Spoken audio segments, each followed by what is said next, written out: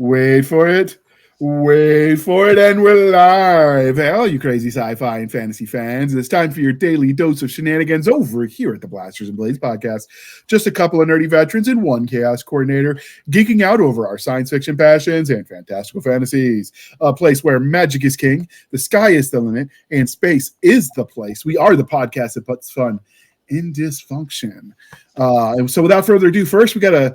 This is spooky season, and Stabby's not here. Is there any truth to the rumor that she's out robbing graves for her seance? She's not a ghoul, dude. She's a witch. She's making. I mean, don't they need like the eye of? She's not a witch. She's your wife. How is that different? One is the title. The other one's a religion. Okay. I saw a mug that actually it was a picture of two skeletal hands holding a coffin, and it said "dead" inside on the coffee cup. And I'm like, Nick needs to get Stabby that cup. I saw a vending machine that said "light is broken but still works," and I'm like, me too. All right. So first, we're gonna let our guests introduce themselves. So, Mr. Isaac Kraft, can you introduce yourself to our listeners and viewers at home? Hello, everyone. I'm Isaac Kraft. I write science fiction and fantasy with horror elements, and I'm also doing an illustrations on the side. Nice. Is there any part of your horror, does it involve public speaking? Because I know you get really nervous and you're not an extrovert, so this is hard for you, and we acknowledge that. Does that come into your books? Not really. I try to make my characters be able to talk in such a way that they could turn a blue rock green if they wanted to. Fake the funk. I appreciate it. All right. Next, but not least, we have the many personalities of Miss.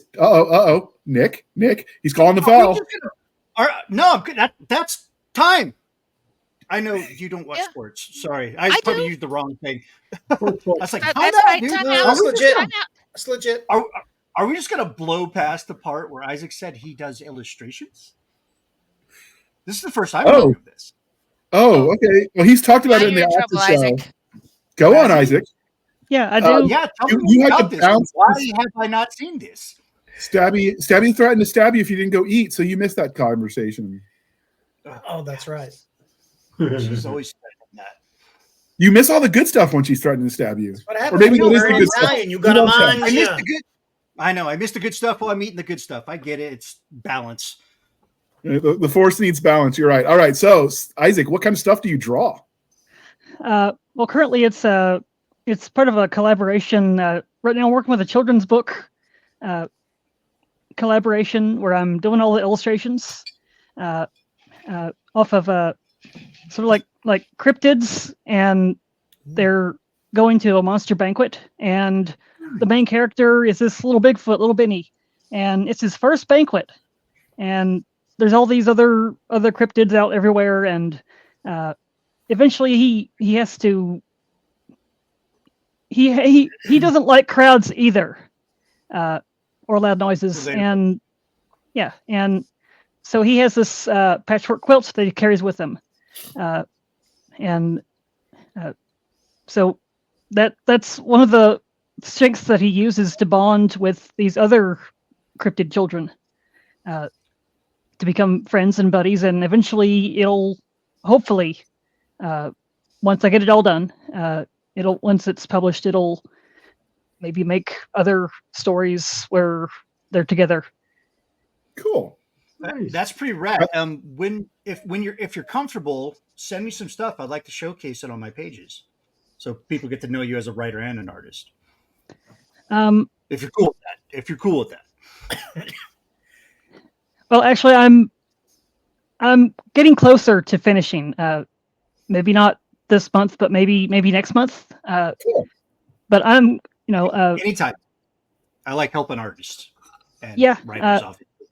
I've got it where like I've got 16 pages, and I'm making it into there's 32 pages total, so I've got like 16 spreads, and I've more or less finished the majority of them, or at least where I know what needs to go in to where, and then it's a matter of going back and adding in and making it where it's where I want it to be. And even then, when I send it in, I'm still expecting changes to be made with the publisher. Oh, of course. Of course. You'll have to come back and talk to us about it, because we're actually getting ready to do another interview towards the end of the year with another children's book author. She did a English Tagala book that teaches space words. So it's like space themed, and the kid learns about rockets and planets and stuff, but it's bilingual. She, I found out the lady that runs the UPS store has been holding out on me. So she wrote the book for her own kids, and we just published it. But she did it for her own kids because she's Filipino, and she wanted them to learn both languages from childhood, because she didn't. And so I thought we might even make if we can find speculative fiction children's books, we might have to get some of those authors on and do a whole thing. So you'll have company. All right. So are you satisfied? Time back in. All right. Game on. Game Does anyone even do that anymore? Like we get the kids on the road, car, and everyone runs inside. Because kids don't play in the street anymore. They don't play in the street anymore. They're on their Switches and their iPads and their bibbity bop. Oh God, I sound old. Get off his lawn.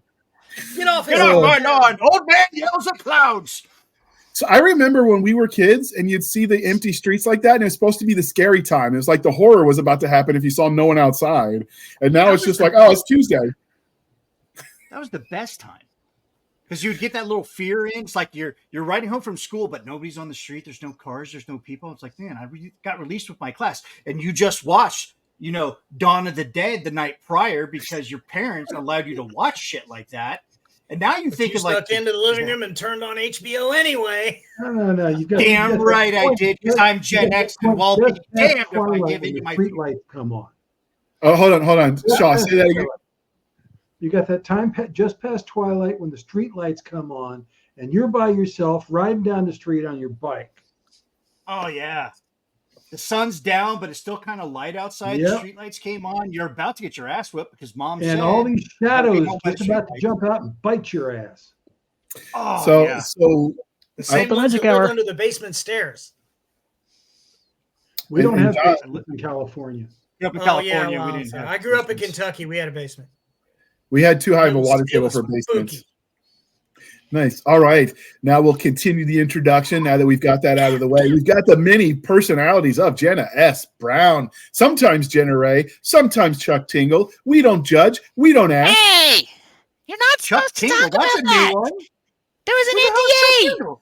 Oh, whoa. Okay, I'll edit that in post, Jana. We're good. I'll edit it in post. You don't know who Chuck Tingle is? Holy I do crap, not, man. but I am all ears. No, Chuck that Tingle, is a post-show. Look it up on Google. Not safe for work kind of stuff. Nick. You'll find it. Go. Don't Google during the show. Anyway, I'm Jana S Brown. I write speculative fiction under the pen name Jena Rey. I have 17 books out under 18. I'm up to 18. 18 books under 3 different pen names, and I am very happy to be here and talk about this movie. Good stuff. Oh, freaking standing. Next, we have Mr. Michael LaVoice, radio personality extraordinaire. Recovering DJ, actually, and voice actor. Kind of funny you bring that up. We just had a session. I was hanging out with William Allen Webb, and one of the guys didn't want to read the first page of his own short story because he doesn't like his own voice. So I read it for him. I just read mine, and now Bill sends me a message today. Says, "Okay, you're the official reader of the group now." I was like, "Great, thanks, man. Appreciate it. I'll do it. I'll show off. I'm not bashful at all." My name is Michael LaVoice. I am the author of the Galaxy's Most Wanted series and the soon-to-be released through Chris Kennedy Publishing series called Gladius Leagues. That's going to be coming out, I think, hopefully after the first of the year. Book 1 will hit the airwaves, as it were. I do primarily military science fiction, along with space heist crime, and I also dabble in fantasy. Nice. And finally, we have Mr. Rick Shaw. I'm Rick Shaw, author of science fiction, post-apocalyptic fiction, a little paranormal. Books out, the Tunguska Deception is a combination of action, adventure, alien possession, a little political intrigue, lots of good fun. And then my current series, the Genesis Renewed Saga, 2 books out, third one in the works. is near event post-apocalyptic survival fiction and pandemic related that started in my mind way before COVID. And it's his fault that we're going to be doing a small set of episodes with post-apocalyptic themes. So including I'm trying to get like some plumbing experts and some like medicine people on to see like what really happens. Because most of the time I watch that and you see, and Rick and I talked about that. You'll be like, no, the gas would be bad by now. The canned good would be bad by now. They don't keep that much in stock anyway. There's 3 days worth of food only. Like, and then you watch it, but somehow 20 years later, they're still eating canned food they found somewhere. Yeah, but the fruit cake soaked in rum is still good. Oh yeah, and Twinkies will probably Twinkies. We learned that that one zombie movie, the Twinkies will last forever. Twinkies and cockroaches. What was that zombie movie? It had. Oh, I'm drawing a blank. Zombieland. Zombieland. There we go. Yeah, that's where I first heard that. It led me down the rabbit hole of looking into Twinkies and what they're made of, and like, I can't eat them anymore. There's an author. Yeah, there's an author you might want to reach out to. He's writing a series of books for Athon. Book 1 is called The Solar Tsunami. His name's David A. Simpson. And it is the most hyper-realistic treatment of a massive solar flare hit that I've ever read. You know that event that they say is what flattened all that Soviet forest land? That would be Tunguska. Yeah, that it's that level event hitting the modern world and the results thereof. And it's a really fantastic post-apocalyptic kind of series. And I'm highly enjoying it. But he did little crap tons of research into what a solar flare of that magnitude would be like in the modern world. It's really cool. Nice. I'm just saying I'm ready to get my warlord outfit on. Sean Connery showed us what that looks like. If you know, you know. I'm just saying I'm ready. I will never. No. Never take pictures of you in that, please. Let the photoshops begin. Lord Humongous. Garrett Handley as Lord Humongous. All right. Because this is the Blasters and Blades podcast, we will have to do the religion question. Unfortunately, or fortunately, depending on your take, we're doing it Halloween themed, but family focused. I know Nick thinks that's sacrilege. Family focused and Halloween don't go together for him. There's not enough blood in those books. But no.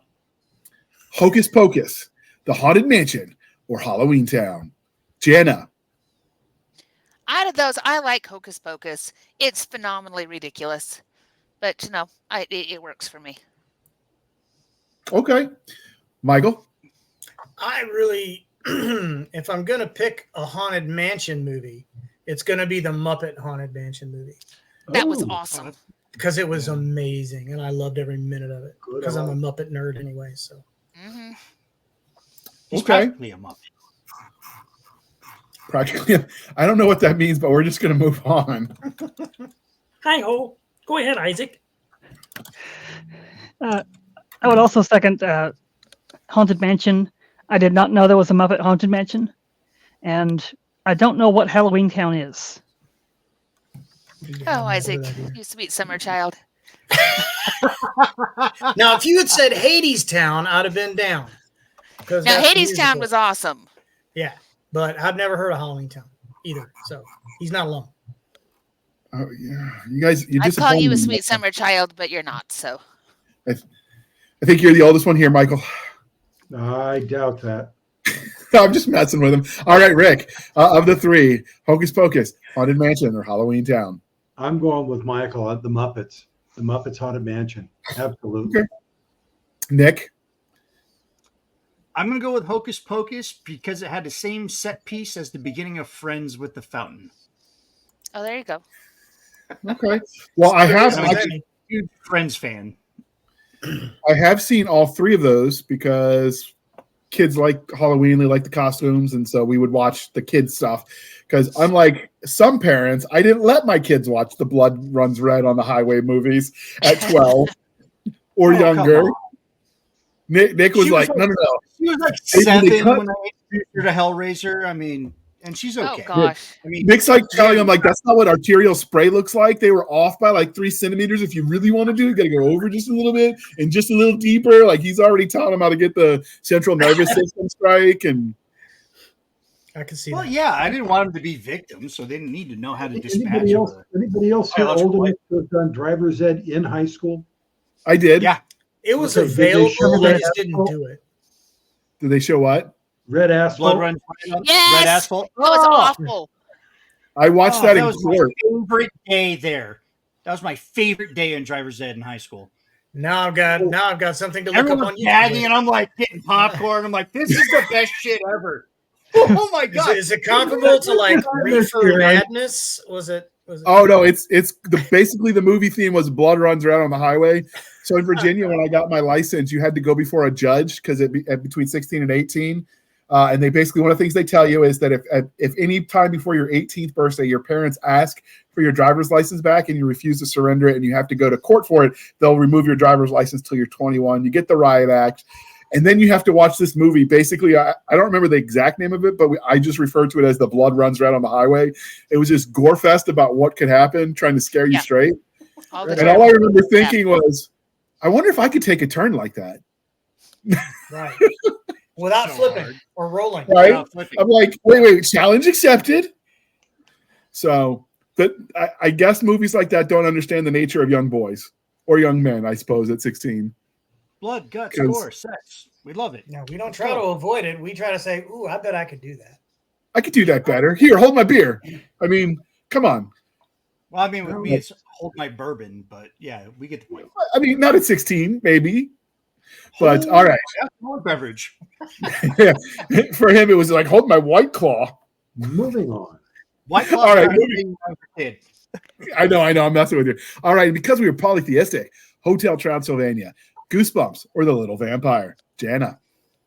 I like Hotel Transylvania. I did not see it for the longest time. And then my daughter was in the dentist chair and they're like, we have this playing. Can we just leave it? And she and I both ended up going, oh, wow, this is kind of cute. So then we had to come home and like watch it. And the whole bling and the everything else, it worked. It was really cute. And it distracted them at the dentist, so a win is a win. Exactly. Anything that keeps her from freaking right out in the dentist chair, I will watch it until I'm blue in the face if it keeps her calm.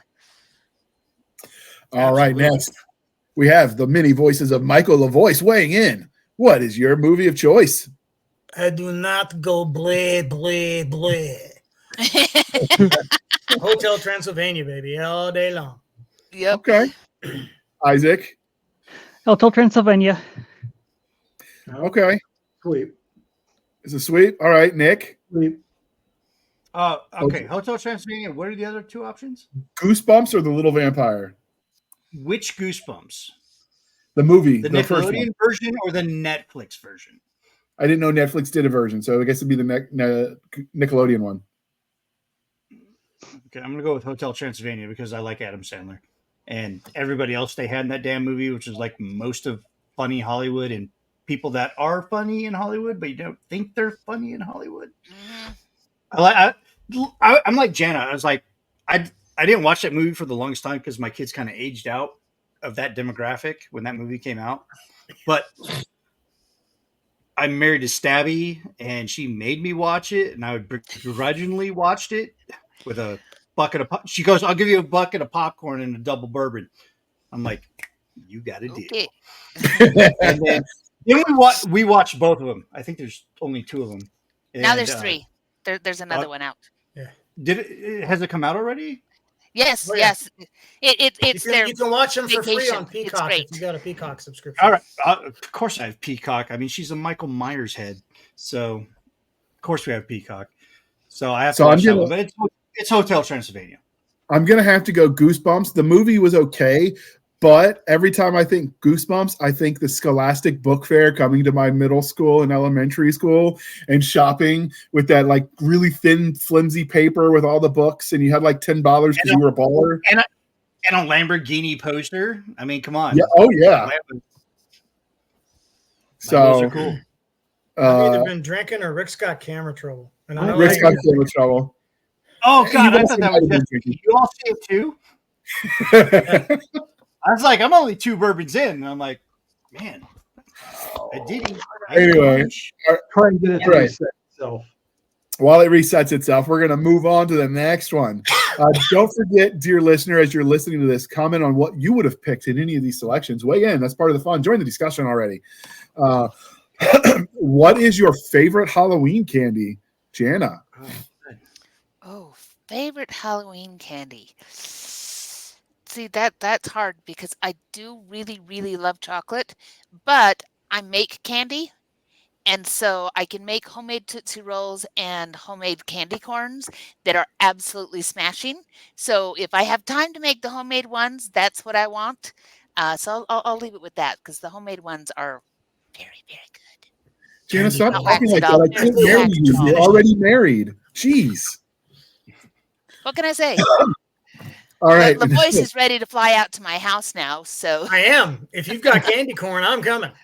Right? Love candy corn. It's Another only- candy it's corn only Michael. enthusiast. We can't marry her. She's already married. She needs to stop flirting with That's us like okay. this. I'll just hang out. We'll just be buddies. it's It's okay. cool. We You're can gonna have be to. We You're can gonna be have to go with some platonic. old It school doesn't, LDS as laws long as for there's that. candy corn. No, I don't think the LDS laws went that way back in the day. I think it was kind of anyway. no, Multiple moving on. wives? No, it was multiple wives. That multiple husbands was not a thing. You're gonna have to. Oh, reverse harem. I don't know of any religion offhand that does that. So Very different. I just don't know. gonna have to We're be not friends. one. Yeah. The one Well, I is mean, all I need. I just want the candy corn. Yeah. I mean, if we'll we're making work up that out. religions, didn't L. Ron Hubbard do that already? We can make our own. Scientology. Yeah. Yeah. He just invented his own religion. Apparently, you just make up religion now. Okay, cool. We could do that. Was it the religion of the dude? Didn't that get like ordained so you can actually be There a is a minister for that one? dudism. I have a Judaism. Judaism ordination certificate. Is it real or is it just like a gag? Nope, I have it.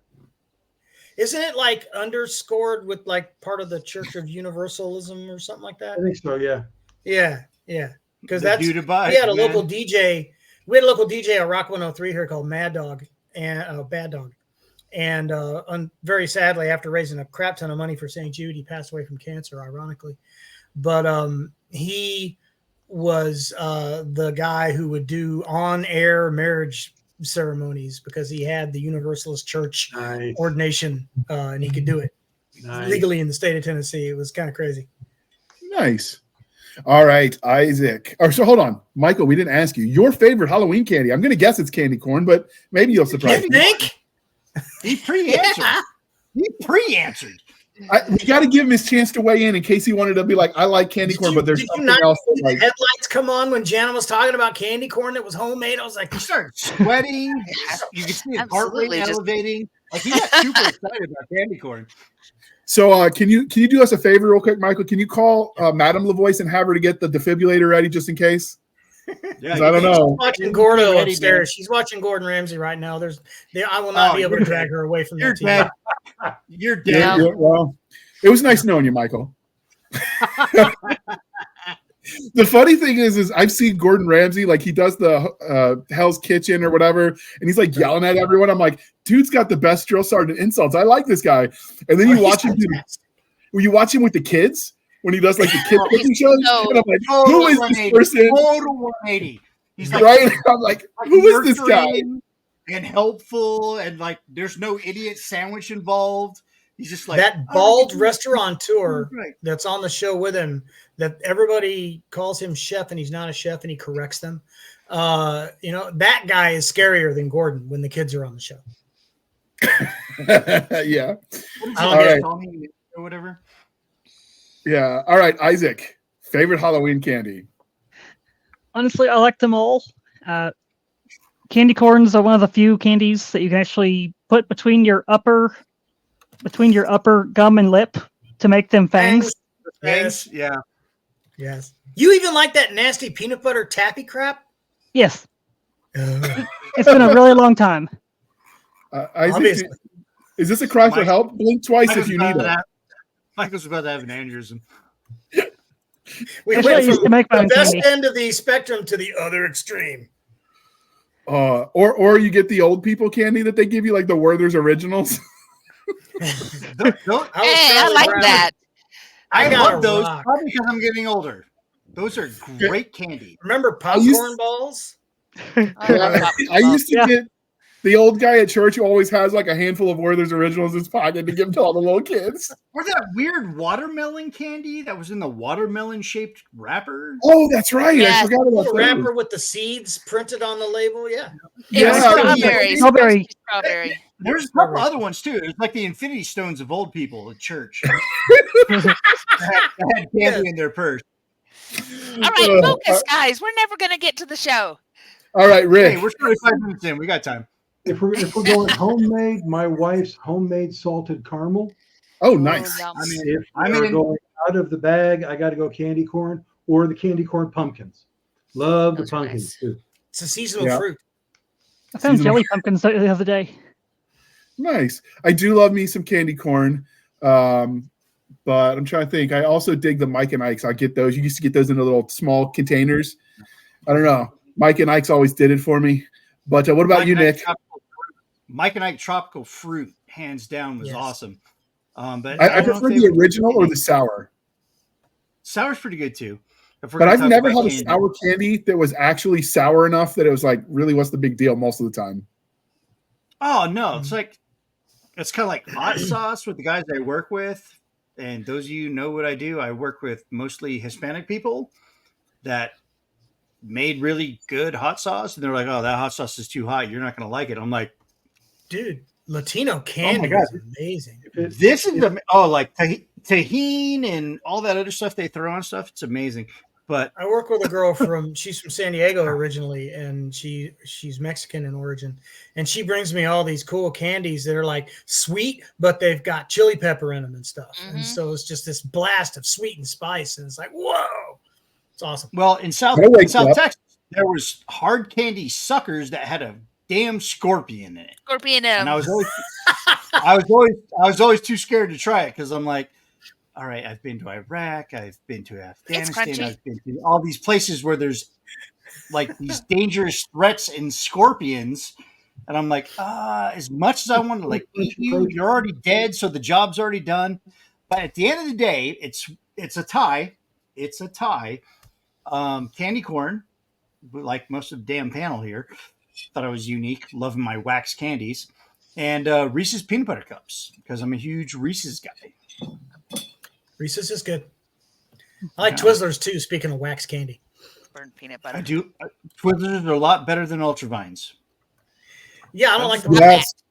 Yes, please. I tried Red Vines because of Jana, and I It's all ate stuck them. in your mouth like gumdrops. Yeah, no. No, The red only vines are time you better. can do red vines is when you put it into a Pepsi, a cherry Pepsi, and use it as a straw. That's the only That's time fun. you can really do that. I can see Yeah. that. Then it's amazing. It's damn game changer. I It mean, I has to be have so some left in a cola of some kind. because even my kid wouldn't eat them, and he'll eat anything. So, like, I might have to try that with the Red Vines that are just soon going to be molding because nobody wants them. They'll never mold. The sugar content's way, way, way too high. Will they outlive the Twinkies? They will get very, very dry, but you can reconstitute them fairly easily. They're actually not a bad long-term storage food. Yeah, Good to know. As long as, She you, would know. as long as you have Pepsi nearby where you can use it as a straw. All right. And because we are civilized human beings, we are no longer knuckle dragging troglodytes, allegedly. Coffee or tea, and how do you take it? Or in your case, Jana, just caffeinated beverage of choice for the spooky season. I'm still drinking. So Utah decided that we were skipping fall this year, and it is October, and it is 90 damn degrees. So I am still drinking ice cold Diet Dr. Pepper because it is too hot. It is supposed to be 74, and I have great fear that it's just going to be 90, 90, 90, 30. And I'm going to have no fall, and I'm protesting. So I'm You got to respect the beverage. You got to respect the beverage. You want to know? You want to know what the temperature was here in Memphis this morning? Am I going to hurt you? Probably Go ahead. 51 degrees. Oh, you suck. Oh, It was get so wrecked. nice. I went outside and played with the dog for like an hour. It was Oh great. my God. I take my dog for a walk this morning. I'm just dripping because it is way too hot for taking the dog out for a walk because it's supposed to be fall. Anyway, Before moving right you along. get ball danger. Not that she's bitter, Michael. Here. Your seasonal beverage of choice for fall. I'm still your average white girl. I like pumpkin spice lattes. Thank you. Oh my God, you Han Solo basic bitch. I mean, there's nothing wrong with that. Turn in your man card. That goes for you too, JR. Your pumpkin spice, so gross. They're delicious. I don't care. The power of the PSL consumes Dude, I don't care, man. It's liquid pumpkin pie. Bite me. Oh my God, people like Satanism too. It doesn't mean you need to jump in. All right, Isaac, save us. Wait, but the Satanist people bring me cookies. So, I mean. So do Girl Scouts. Oh, wait, they're the same people. Never mind. Well, they're just my drug dealers. Guys. They brought cookies. Jehovah's Witnesses, they're turning around. They brought me cookies. Jana, one of them. I need to know who my representative in your church is because I didn't get cookies. I feel cheated now. I need to talk to your divisional office. Squares. Go talk to the bishop's wife. Okay. Isaac, what's your seasonal beverage of choice? It's always going to be coffee and water. Nice. Hydration. Rick? Hydration is good, yes. Coffee black. Nice. Attaboy. Nick? Seasonal beverage of choice.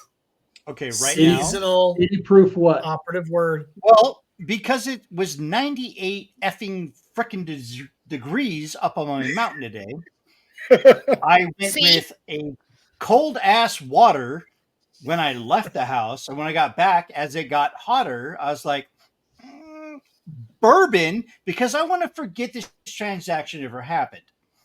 All right. So I actually tried we got a new neighbor and they actually made their own mulled cider and it was really good. So they brought some over as a way of like introducing themselves. No, wait, time out. Nope, back up. We're not just going to bypass that. Did you say mulled cider? Mulled. Uh-huh. ULL. Mulled cider. It's Okay. MULLED. Mulled. All right, Add cool. spices to it and let it sit. You said it so fast, it sounded like mulled cider. I'm like, nope, time out. Delay again. We got to go back to this. Yeah, I was thinking about that too. All So right, it's you let it sit. It's a sweet cider, and then you heat it with spices and citrus fruits a lot of times to sweeten it. That And would then come you from still someone. honey. Do you put honey in it? You can. You It can't. sounds like It doesn't need it.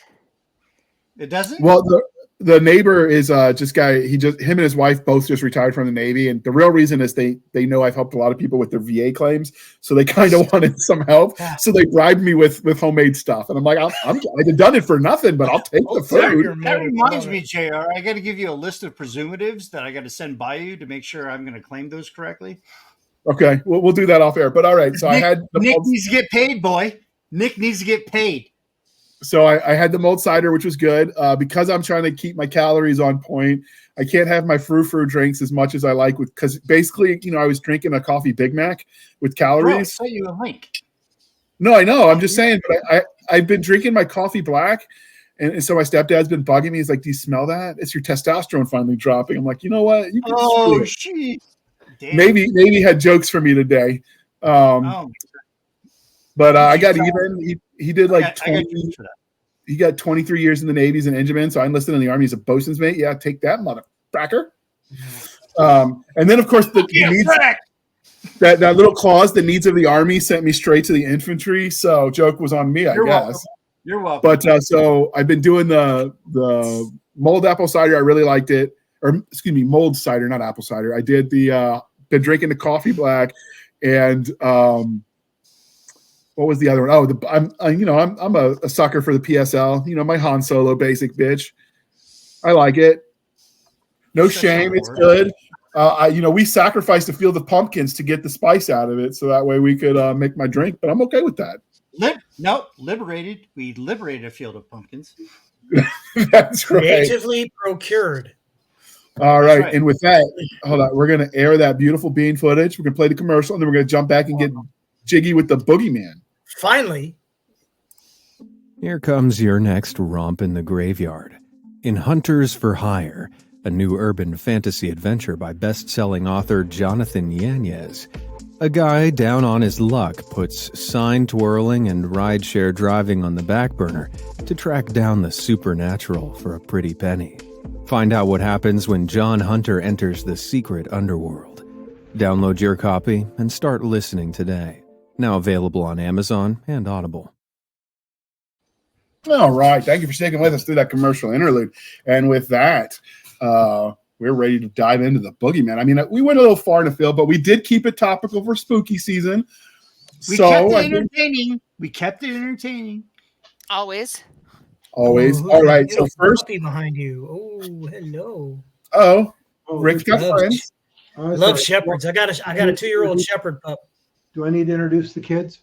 Sure. Yes, please. All right. We love fur babies here. Hey guys, up here. They want to say hi. Come here. Boys, come here. This is Tess. Come here. Oh, She's a mix. look so pretty. This is Theo, aka Bubba. Nice. And he's my big dope. He's everybody's best friend.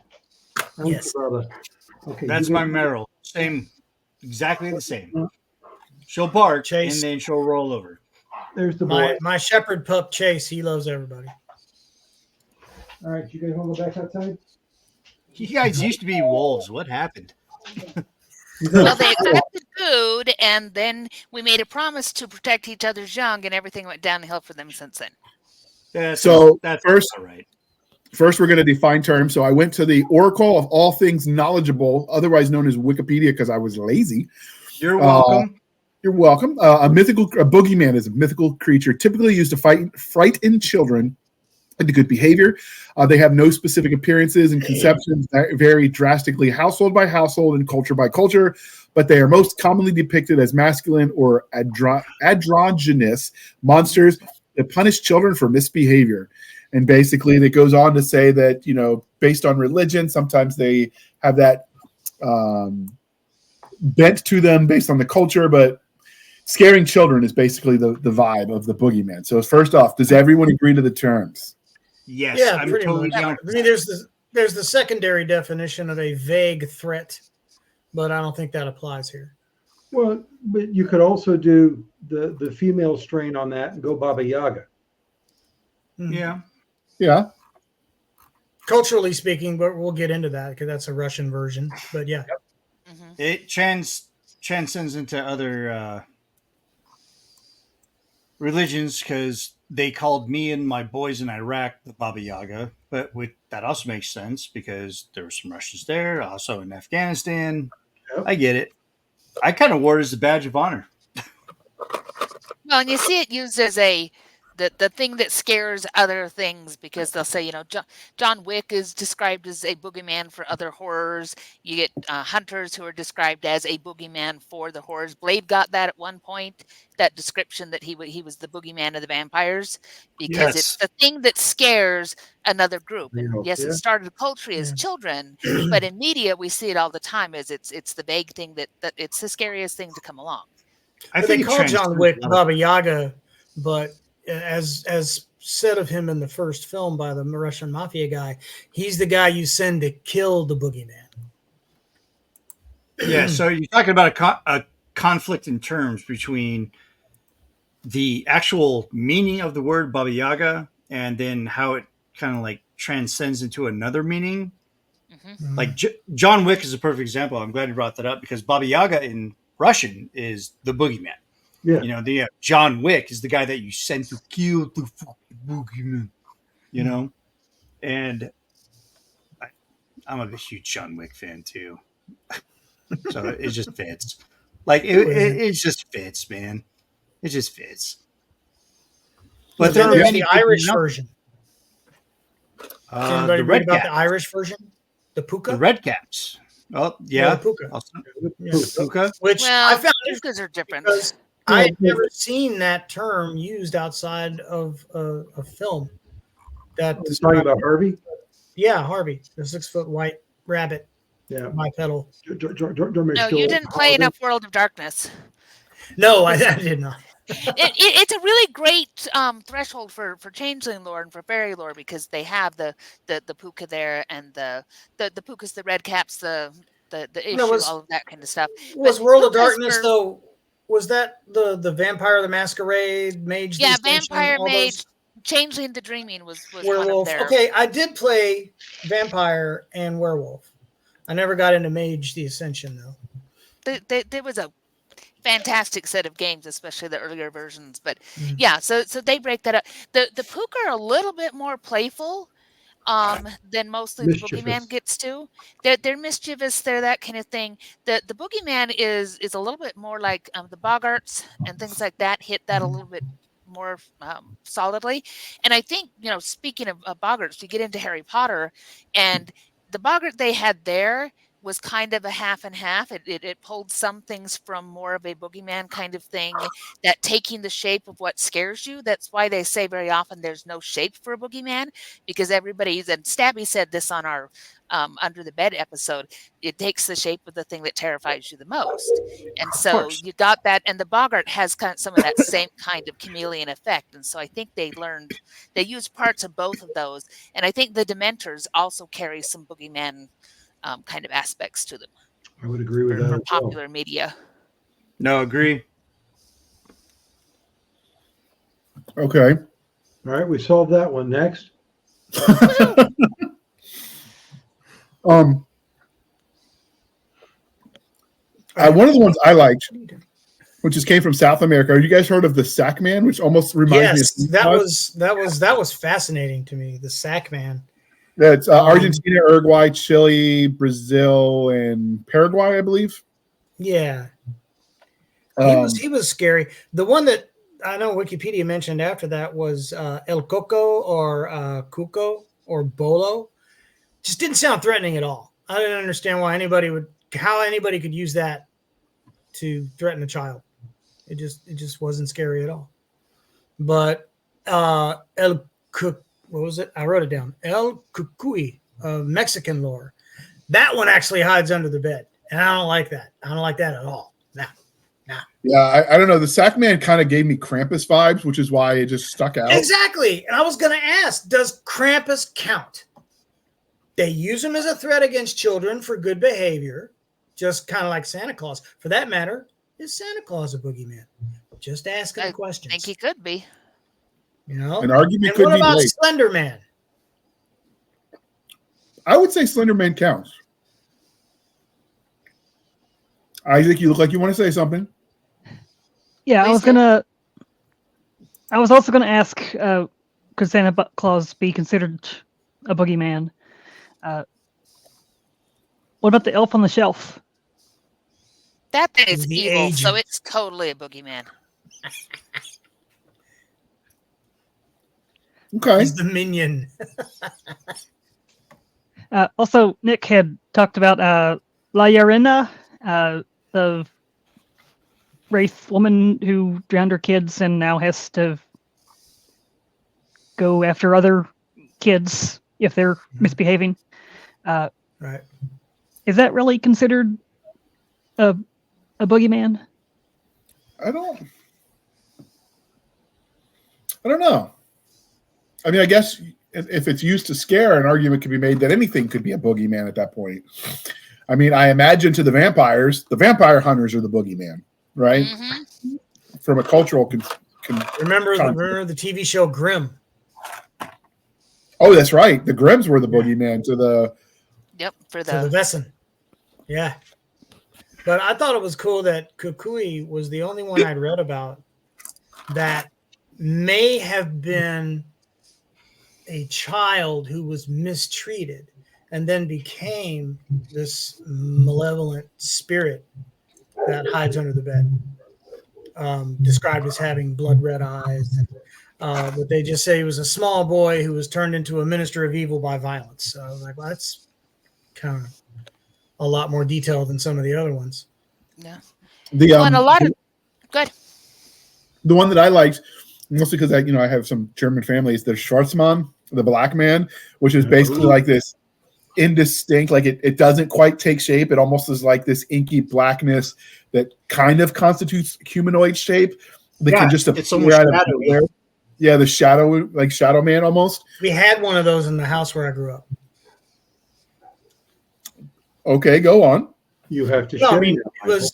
I thought it was just me. Yeah, you can't. I compared notes with my kid sister Julie years later, and we were just sitting around one night, and I said, "Hey, did you ever see that dark, inky, the shadow guy? Yeah, the shadow guy." Because there was this humanoid critter that would start.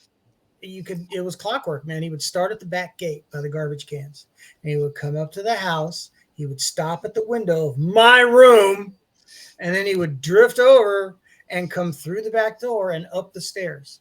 And was that repetitive? Did that happen a lot? Yeah, like that same a sequence? lot.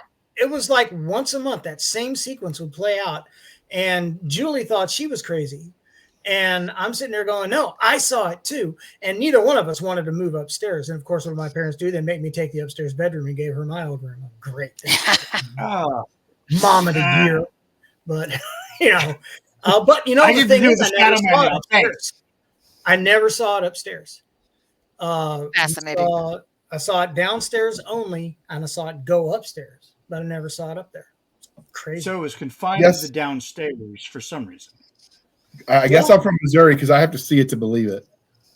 No, I'm going to share a similar story. I mean, it's not that crazy, but when me and my parents moved from California to Missouri, I think I was about 8 or 9 years old. There was this house. It was like an old farmhouse that they were looking to buy. And I walked around there and it just gave me the freaking creeps, man. So there's a lot of high intensity spiritual energy in Missouri for some reason. Probably slavery. I don't know. But I'm skeptical of all of it, but it's fun to pretend.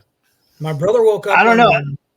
Like my dog did not want to go into the house, and I forced him to go in the house, and he wouldn't. He ran upstairs right away. It was a 2-story house, so there's something going on the downstairs entity wise that this dog says was like, nope, ain't gonna do it. Let me know when I can get in the car. My brother woke up one morning. I know this is devolving into ghost stories, but my brother woke up one morning and I heard him go, "Who the hell are you?" And he woke up as he saw this dude. He said it was a black guy, but he was glowing green playing a flute in the corner of his room. And when he yelled and asked him who he was, the guy disappeared. I was like, whoa, crazy. So, yeah. That is creepy. Yeah. Ooh, I just got chills. Well, Buffy the Vampire Slayer did an episode that was a boogeyman episode, and it was one where there was an entity in a hospital, and the kids were dying, and the doctors couldn't understand it, and there was all this suspicion that it was one of the doctors and all of this, that, and the other, but come to find out it was this boogeyman entity that would come and would suck the life out of the children, but adults couldn't see it, and the only way Buffy could see it was to get so sick that she was right on the edge of death, and at that point she could see what it was that the kids saw.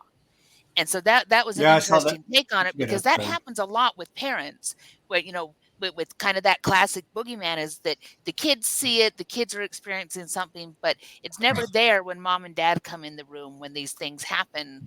And so that was an interesting take to say, well, once you're over a certain age, the boogeyman's not interested in you, and the parents couldn't see it. That poor doctor was trying so hard to do something right, and everybody thought he was the cause, but it was this thing that grown-ups couldn't see. And that happens a lot with kids. How many entities are created based on things that the adults can't see, but are very real to small children.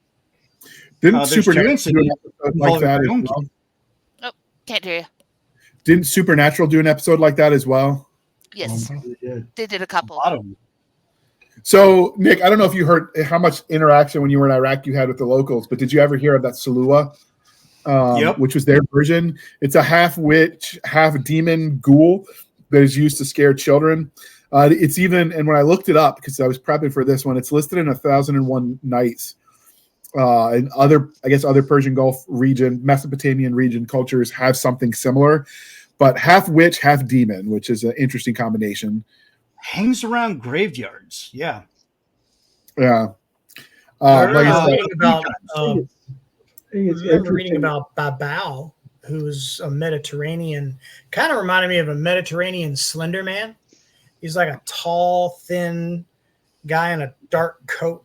Then he's used basically as a threat against children who won't drink their soup. I mean, Well, there's a lot of that. It's a behavioral modification.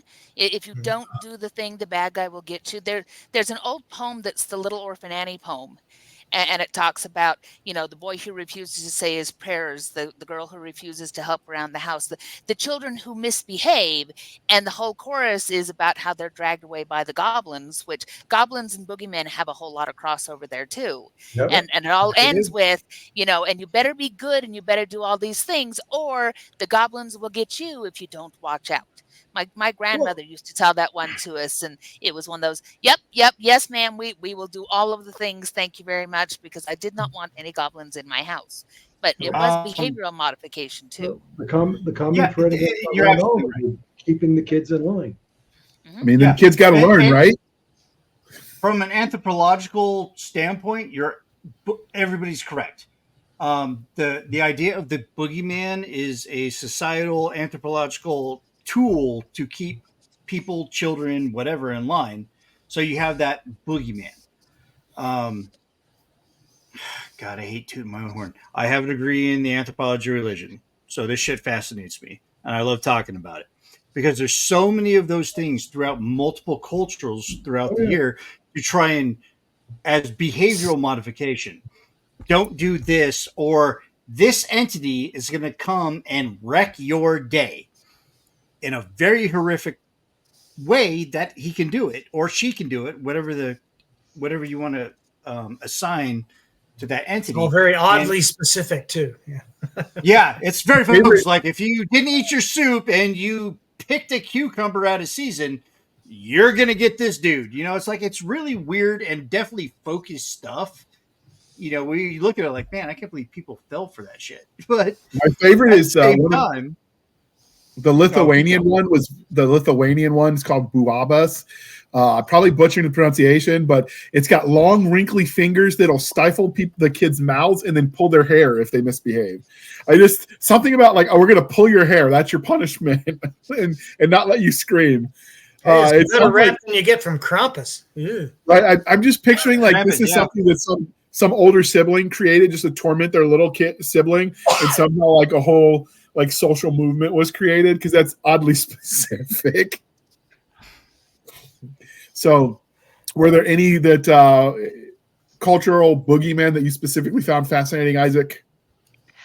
I browsed tonight and found WWE had a boogeyman as of 2005. Wow. As a wrestler. You send me the picture. Let me pull it up while you're talking. Was that Kamala? I think that was his name. Started with a K. I wasn't watching wrestling back then, so. In 2005, the heyday? No, man, I stopped watching wrestling after I watched ICW wrestling and then Georgia Championship Wrestling, which grew up to become the WWE. And after it changed into WWE, I stopped watching it. No, that's not Kamala. Who is that? Freaky, that's who that is. That's creepy. He's got the fangs and shit. Isaac, you were saying about this person you found? Yeah, there were on YouTube that he had a top 10 list of all the creepiest scenarios where he comes out and scares the other wrestlers. Where he's poking around the door and creeps out John Cena. What's with the clock? Did he behead Flava Flav? Flava Flav! He kept saying over and over and over, "I'm the boogeyman and I'm coming for you." My favorite is his stick kind of looks like a number 2 eraser on a pencil. Staring at that guy's stick. Stop it. Oh, Michael, what are we going to do with you? Anyway, Rick, you've been quiet. So are there any concepts? I mean, obviously, we've discussed broadly, but are there any specific ones that you found particularly fascinating? Oh, no. I mean, having grown up in a family that was largely Irish and Polish, the crossovers through the two of those, which is why I immediately gravitated to Baba Yaga. My family is Russian Polish in that area, and interestingly enough, my wife and JR, this makes these incredibly ornate cakes. for the county fair did Baba Yaga's shack complete with the chicken feet. You saw me a picture of that one. Wow. And it was just, well, it also got best in show, not bragging on my wife, but it was incredibly ornate and brilliantly done. The whole notion of a shack running through the woods, stealing children, just. And if you like the idea of a shack running through the woods, Melissa McShane did that in her War Master. Oh my gosh. War Master. Oh my but it was a dungeon that was shaped like the Baba Yaga. No, it had frog legs. And so it goes hopping around and you have to catch it. There was a great animated take on Baba Yaga and her chicken-legged house in an animated film called Bartok the Magnificent. It was a spinoff of the film Anastasia. And Hank Azaria came back and reprised the role as Bartok, who's this little albino bat that hung out with Rasputin and was basically a henchman in the movie. Nice. But it also had a tremendous vocal performance by Kelsey Grammer as a grizzly bear actor. And the whole movie was just fun. And but Baba Yaga was I could totally really treated well. It was great. It was a great flick. If you can find it, go watch it. It's fun. Anything with Hank Azaria is fun. Oh, sorry. Kate Daniels for Urban Fantasy has a good Baba Yaga and the Three Witches combination. Not really a boogeyman at that point, but she does pull on that mythos really nicely. She is Russian, Alana Andrews herself, so she pulls a lot of that mythology into the Kate Daniels series. There's a lot of some of the dark romance authors use the Russian stuff because some of that is particularly dark for their romance. Yeah. The other one I really liked was Malta because you mentioned, Stabby's Italian roots. The Caw or Gaga, depending on how you pronounce it, which is like a green slimy creature that roams streets at night, and it goes for like the smelling people's guilt, and it attacks people that feel guilty about something. That's where we have a no. How very Catholic. we have a no lying policy in the house because of that. Because, like you said, Mike, Catholic guilt, and I was raised Irish Catholic, totally different from Italian Roman Catholic, like totally different. German Catholic. All my great uncles were priests. Oh my God, that's more Orthodox. But yeah, I'm a German Irish dude, but I'm more Irish than I am German, so I was raised Irish Catholic. I was guilty about everything. Oh my God, I can't believe I used this thing to urinate. Is that a sin, Lord? Like really weird stuff. The cool thing about the caw is that it enters through like going in through the cracks. Like it's sort of like demystifies almost, becomes incorporeal. It goes through the cracks and it reappears. And so that ties into like when you're walking, that we used to tell when you were kids, can't step on the crack or you'll break your mother's back. Okay, I was wondering what kind of crack he was talking about, Willis. Okay, go ahead. Whoa, not plumber's crack. We're not talking about plumber's crack right now. No, that's the dark romance, so we don't talk about that. Or are we? Oi, boys. Oi. Anyway. There goes the monetization. Right. We are no longer big enough for monetization. I got a banner for that. Well, since we're working for free now, hey. I know YouTube changed their policies, and so basically, if you're not Joe Rogan level of a podcast, you don't get any money. Now they monetize and they keep it. You just don't get any of it. Right. I was about to say, I'm sure somebody's making some money at YouTube. Yeah. So, are there any other of the conceptualizations of the boogeyman that you particularly like, Isaac?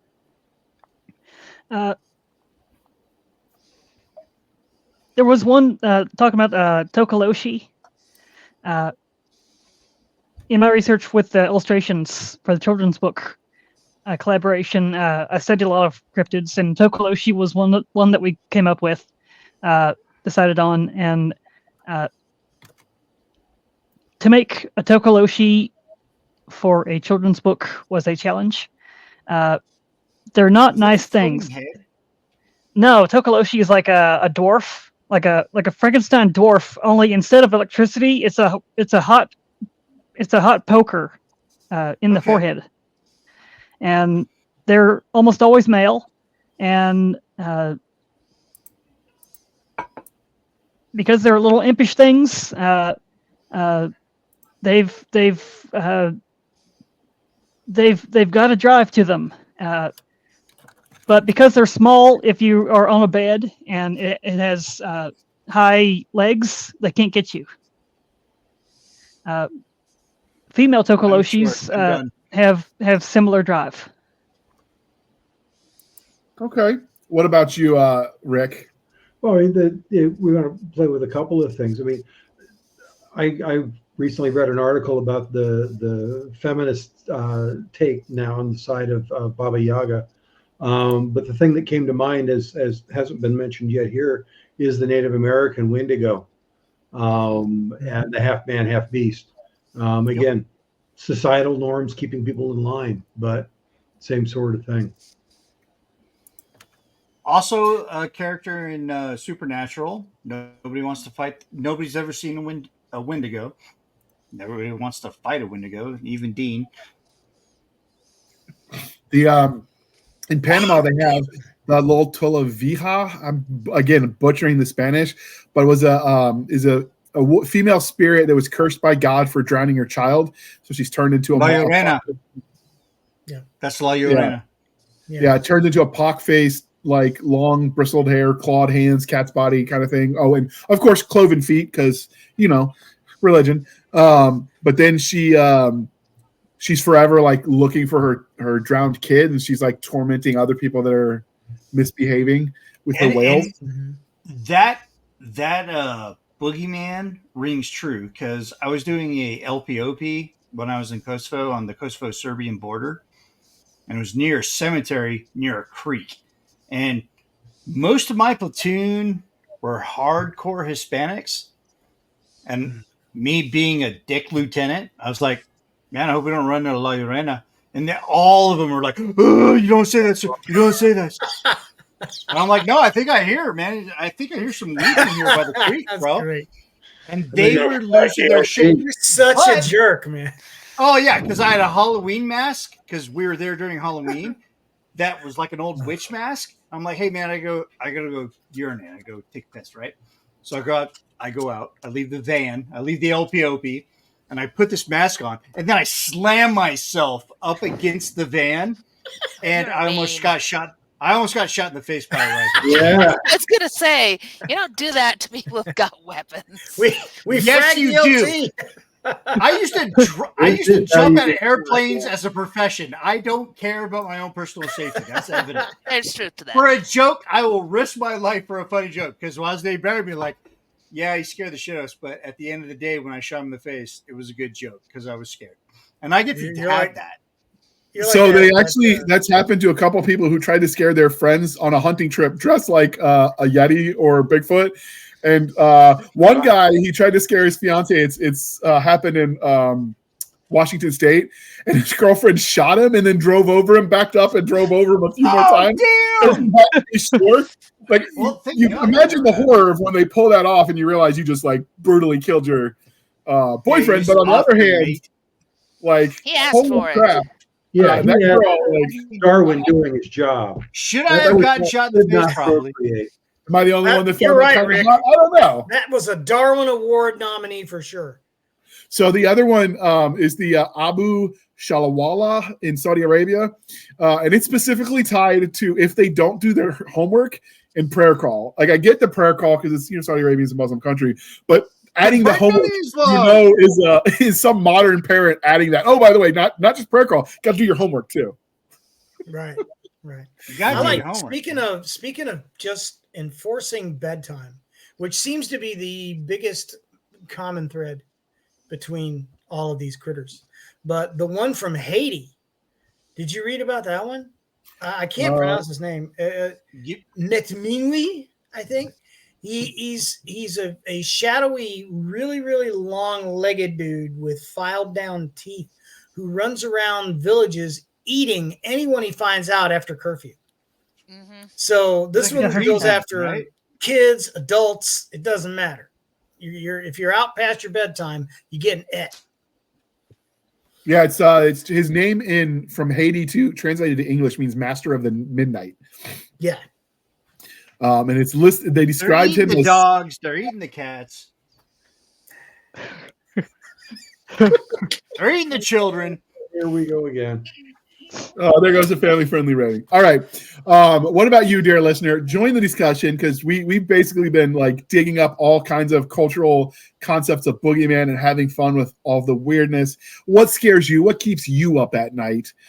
Because, it's Spooktober, so why not? With that, I'm going to give everyone a chance to say, because we could keep going, but I promised our listeners we'd try to keep it under 2 hours. Rick, you've got one more for the road. No, I just threw in a brief definition of the Wendigo for folks. So since only we can see that, the Wendigo, also known as various spellerates, originates from Native American legend and is said to be a demonic half-beast as told by Algonquin peoples along the Atlantic coast of the U.S. So there we go. Okay, but I think there's one thing that we haven't covered that we need to cover very quickly, and that is, what are you supposed to do about a boogeyman? Behave. Oh, that's another episode. So maybe it is another episode. Maybe we have to can of worms it, which is, as we are talking through Spooktober about all of these scary things.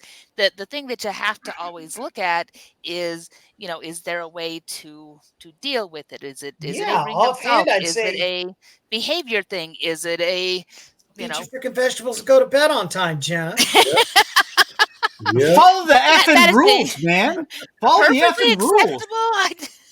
Perfectly That's what I'm acceptable. saying. This is not hard. It's not like you got to have olive and a steak or garlic. No, it's following the effing rules, bro. That anything. You might find one Brussels sprout hidden underneath that table. So true. And all of us Supernatural fans? Mostly. I could never get chocolate. more than 2 episodes. I will confess I have never seen an episode. You should probably watch it because they take all the that we've talked about for hundreds of episodes, especially around October, and they give you the answer to it. And the answer is always the same. Follow the effing rules. Follow the effing rules of that religion, that culture, that cult, whatever, and you'll be fine. Holy water is not always going to work because that's a Catholic divinity. It's not going to work on a Wendigo. He's going to swipe at it and laugh, and then he's going to tear you to pieces.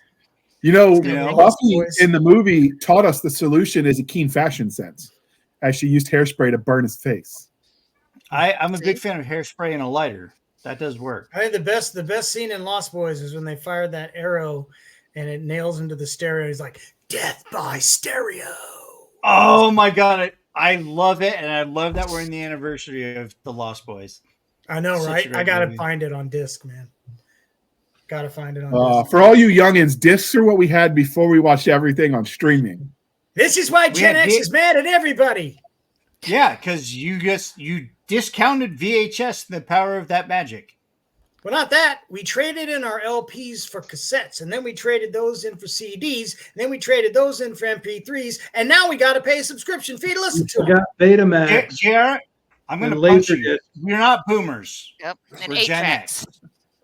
We are the lost generation. We're the last of the feral children. Do not F with us. We will screw you. Do not summon the latchkey kids. We created the goddamn internet. Like the funny thing is now I'm remembering the times when we were latchkey kids and we forgot our keys, so we would like pull the trash can up to the garage roof. We'd climb onto the garage through the window. We climb through the window. Oh Jesus, yeah. We left our bathroom window unlocked specifically for that purpose. Yes. Here's a quick story time. The gate to my house was locked. Gate to my neighbor's house was unlocked. I got my key. I jumped over the fence. There was a loose piece of wood on the nail ripped off, and I hit my head so damn hard, and I had to sneeze and just blew blood all over my concrete. Oh, gross. Yeah, so I became a ranger because we're all mentally challenged. I knew a head injury, but I got in the house. Yeah. So Michael, you get a kick out of this. Was everybody out? My bedroom was the one that was on the garage. So whenever that happened, I'd have like that muddy path of footprints, on my windowsill to my desk and then out the door. So like I was always like, when we forget, I'd have to frantically clean while they were all like doing whatever because they just, of course, left the mess for me, as sisters will do. Oh, Good times, good times. What And are now, Little like- Brothers for? Really? Right? So kids these days just don't appreciate like what that was like. I watched the Goonies with my kid, and he's like, "Where are all the parents?" And I'm like, "We don't know. We never knew." But They weren't Anyway. necessary. They showed weren't up at the end. that's right. And then they didn't believe anything they told them. It was a YA story, and you have to get rid of the grown-ups or else make them really, really stupid so that the YAs can have the adventure and solve their own problems. So Yes. the But at grown-ups least were- Goonies didn't kill them, because most of the time they just fridged the family so you can get rid of them. yeah, they were there. They were just off and about, and we didn't see them till the end of the movie. All right. So with that, dear listener, weigh in, join the discussion. It's part of the fun. Jana, what are you writing right now?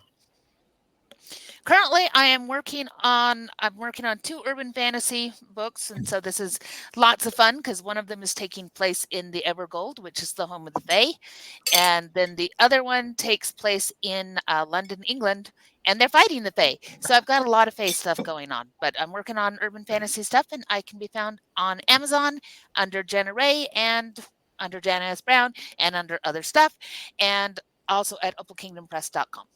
Links are in the show notes. And what I learned in prepping for studying the Fae is never walk into the circle and never eat the food. That's right. Both of those things will help a never lot. eat the damn food. So, Michael, what are you writing right now? And then how can they find you? Well, I'm working on a short story that is a revisit to a fantasy world that I created for another short story that was in an anthology a couple years back called Where Giants Fall. And people have been after me to expand that universe for a long time, and I'm finally doing it. It'll be a short story that's going to be in an anthology that William Allen Webb's Patreon writer group will be putting together and releasing. We're not sure who's going to publish it yet, but a lot of great story ideas in this. And it's it's a little outside of my wheelhouse because it's a romantasy. Which, if you don't know, it's the elements of fantasy wrapped into a primarily romance story. So We're doing a panel on that coming up, so pay attention in the near future. We'll talk about it in more detail. That's new for you, aside from boys. that, I'm editing book 3 of Gladius Leagues to get that to Chris Kennedy so he can turn it back around so we can start releasing these hopefully in January. And I'm also working with our favorite Kiwi, Peter Stanley, on a space opera featuring Space Coasties, basically, a unit called SARCOM, Search and Rescue Command, who it's going to feature a bunch of Space Coast Guard guys trying to rescue people in the middle of a war zone, basically. So while you're working with Peter, can you do me a favor and teach him how time zones work? Because I can't tell you the number of times he had questions for me, and he just starts calling me on Messenger, and my phone's at like 4 in the morning. Phones, Like- messenger calls coming bro. in, and I'm like, mate, I'm on the bog. Leave me alone. I'm like, come on, Peter, Yeah, I like you. JR, Listen. now understand how I feel on the East Coast when I wake up and I have like 9 messages on my freaking messenger because I'm on the West Coast. Right. So when I wake up at 5 in the morning to work, there's like 90 freaking messages from you guys. Dearly, don't get me wrong, I love you dearly, but now I gotta separate time, read through all these messages so I'm in the loop, so I don't feel like a dumbass later on because you guys are 3 hours ahead of me. I don't even feel Because bad. you guys have been up. You guys have already had It's like just 3 or mountain 4 time. cups of Nobody- coffee at 8 a.m. I'm up at It's like 6, hitting bro. me with shit. It's like 3 in the I- morning when I wake up. Dude, And I don't even count know back what- 3. That's 3 o'clock my time. When I'm waking up and I see all your bullshit, I'm like, you guys have been up for like 2 or 3 hours. I'm right there with Like you. F all of you guys. I haven't had a cup of coffee yet. I haven't had a Monster. I haven't had a dip yet. I haven't had coffee. Like, you want me to like absorb information? I'm just like, yeah, I'm just gonna mute you guys for the next 3 hours because you can do that in Facebook until I get my wits about me and I can actually sit down on the boat where I'm not captaining the boat and look over this information. I was gonna say You love us bullshit, anyway. but it's actually information. I do, All right. because I'm still here. I'm still here. All right, Isaac, what are you writing at the moment? And then where can they find you? As usual, all the links will be in the show notes. I've got 2 short stories underway. One, hopefully, for a Trailer Park submission, involving interstellar space slugs, which could possibly form into something similar to like a stormtrooper elite. So only they're slugs, because they've gone through transformation to escape being captured. There's another story that I've got underway. My first efforts at Lit RPG.